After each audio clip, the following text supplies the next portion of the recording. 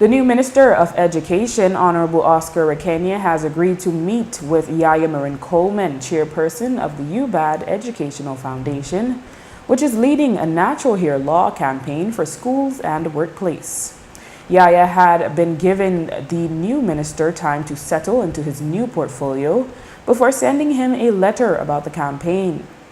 Within a few days, a response was received about a meeting set for next Monday, September 8. Education CEO Dian Maheia wrote that the matter has often been discussed internally at the ministry. YaYa told us today that she believes the release last week from the Belize National Teachers Union has propelled the discussion forward and brought it to national attention. I got an email on Friday from the CEO from the Ministry of Education saying that they write on behalf of the Minister of Education and they have had this conversation about the concerns you have bring today. And next week, they're open to having a meeting with Tura Belmopan. Actually, I don't send one email already to the people, but I don't send the email. I want to send it today. But I've contacted some of our allies and verbally said today, there's this meeting. I'd appreciate it because send our representative. I can't confirm who I'll go or not going as yet because I don't get all the response back yet. I want to send out that email today. But I read today at day 363, I think. But I really feel that the BNTU press release really make this part start to bubble for as long as UEF the raise awareness and advocacy. YaYa addressed the position of opponents who consider that it is a matter of discipline and others who counter that extensions are not natural hair. This is rooted in white supremacy. It's racism.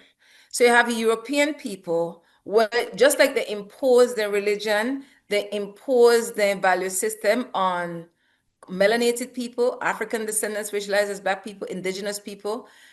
For their hair rule is, if your hair not meet this standard, it's unacceptable. And African people, Black people have different texture hair. It grows differently. It curls, it coils, it's kinky.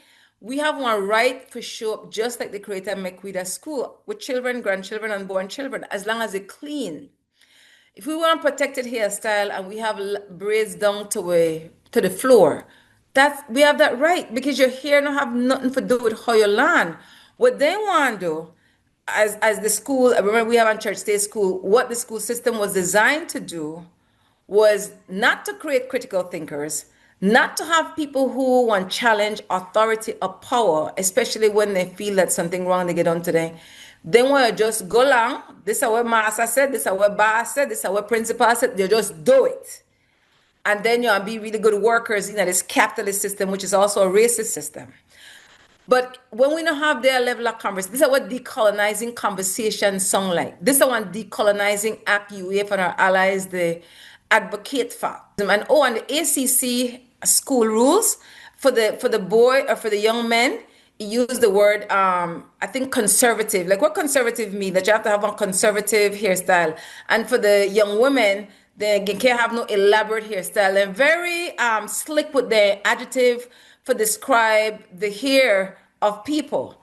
So we are hopeful. I know I stop walk until it becomes a law with penalties for violators. Again, this is a Black person experience. It's not just about natural hair. African people here are part of our identity on the continent of Africa. So you'll find that people might put curry shells in their hair, they might put mud in their hair, they might put different colors from maybe from seeds or from berries, and they may put extensions in their hair. It's a part of our identity.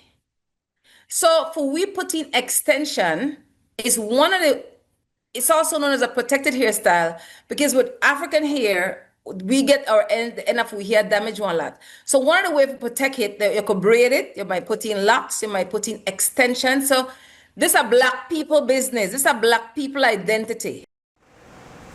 YaYa shared that in 2022, Anguilla made changes to its hair policy, but put restricted changes to hair color.